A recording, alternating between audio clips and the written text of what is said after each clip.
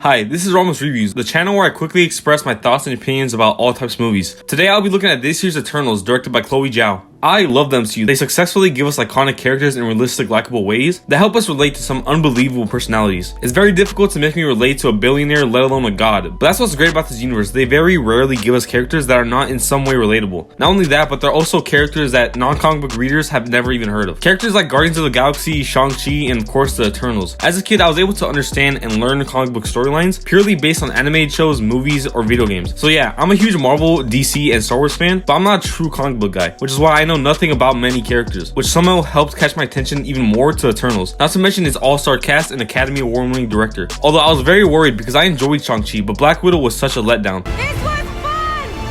No! So being in an even field, I needed to see and rate the Eternals. So once again, I don't have a clear rating system, but I do mainly base my ratings on things like how well it's made, like the special effects, directing, acting, how good it's written, like the story, characters, and creativity, and how entertaining I found the movie to be overall. Now if you agree with me, that's great, and if you don't, that's fine. Everyone is open to an opinion, and this is just mine. Now let's get to the breakdown. Eternals is about a group of immortal human-looking people that get sent to Earth by their celestial master to protect humanity from huge menacing monsters named Deviants. After doing so, they lived on Earth for 7,000 years, but as the Deviants later returned, they began to realize that the Deviants are the least of their worries. First things first, the heroes we get for the most part are likable and all have some unique and badass abilities, which very quickly gets explained to us immediately with a great action-packed introduction. It also shows how scary and threatening the Deviants are, who are also very intimidating and fresh types of henchmen compared to the past minions of the MCU. Throughout the MCU, we always get an antagonist who has an army or group of henchmen that the heroes have to defeat before they get to the final boss of the movie, the villain. And every time the henchmen are soldier-like enemies, not including the Infinity War Outriders. They're basically henchmen of henchmen. But to get to the point, in the Eternals, the antagonists are truly intimidating. The deviant henchmen are like monsters that act like vicious, dangerous animals, which I love. They give creature feature-like vibes in many parts of the film, very similar to the feeling I got when watching the Skullcrawlers in Kong Skull Island. They let you know if the heroes were to die, it won't be quick or basic, but brutal and violent instead. Just the idea ultimately helps you care for the Eternals, which is great since even without that concept, the Eternals are already people that you like and care for. Most of them are very likable people, and the reasons for being that way are all unique. The predominant protagonist, Cersei, has the ability to transform and change inanimate objects. She's likable due to being empathetic towards everyone and the most sincere Eternal. Icarus is basically Superman and is cool due to his constant self-reflecting and mostly fearless demeanor. Kingo is able to control and shoot energy, and he is the funniest Eternal, with Phastos being a close second. Phastos is the inventor who influenced many important dangerous inventions throughout history, which in turn caused him to feel guilty. It feels so genuine that you can't help but feel sorry for him. Similar to Athena, she has the ability to create sword and shield-like weapons out of thin air. Basically, Athena is an all-around badass, but unfortunately can lose control of herself and become a danger to others, pretty similar to the original Hulk situation. Taking care of her is another Eternal named Gilgamesh. He has the power of super strength, and I would say he's the most selfless out of the Eternals. The leader of them, Ajak, has the ability of healing and is also able to communicate with the Celestial. She's great because she's a good person, but overall has a personal conflict between her morality and her loyalty. However, my two favorites of the group are Druig and Makari, who also happen to be unspoken love interests of each other. Druig can control minds of humans, and although has a dark, brooding exterior, he visibly and vocally cares very much for humanity. He truly is a Batman to Icarus' Superman. Makari, on the other hand, is the joyful and caring deaf speedster, who can also feel waves of energy and sounds. Her personality is great, and the fact that she's deaf doesn't stop her from asserting her dominance in a clear but friendly way. Overall, she's my definite favorite. However, my least favorite is Sprite. She has the power to conjure up illusions, which is pretty cool, and she was decent for a good amount of moments, but ultimately she's immature and too bipolar of a character for my liking. I don't want to say anything more because I don't like nor want to spoil movies in my reviews,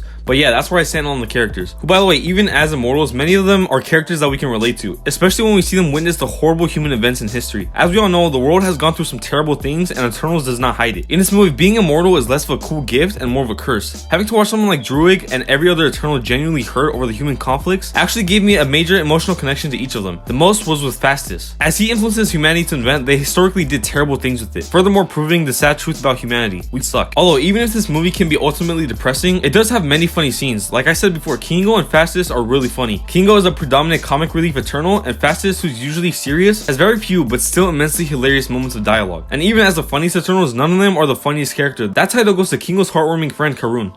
Actually, when we first met, he thought I was a vampire, and he tried to stake me through the heart.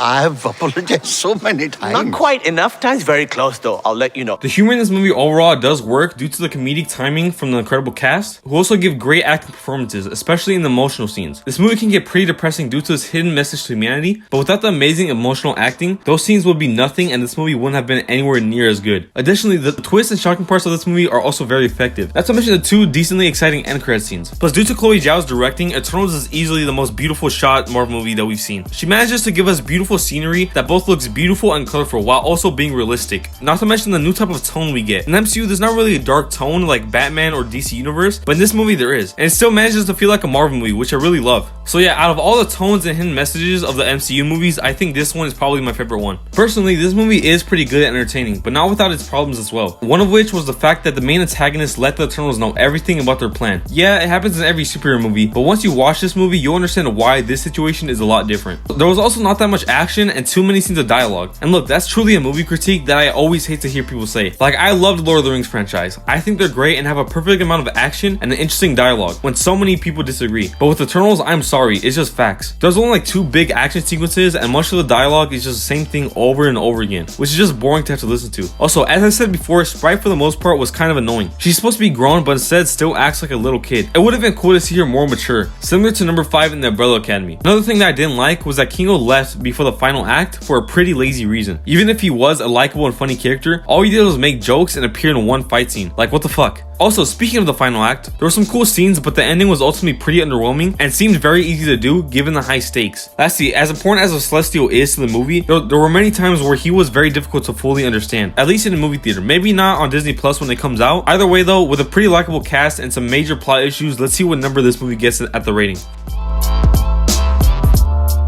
Eternals was another successful introduction of unknown characters who are for the most part enjoyable and entertaining to watch, but gets dropped down a few notches due to some major issues involving the plot and overall ending. Compared with other MCU movies, I would say it's better than Thor and worse than Spider-Man Homecoming. So where I would personally put this movie on my list of MCU movies, it would have to be out of all 26 movies at the number 16th spot. And when it comes to my overall movie rating, it earns itself a good but ultimately average rating of a 7 out of 10, with a recommendation to watch if you enjoyed movies like Watchmen, Avengers Age of Ultron, or X-Men First Class.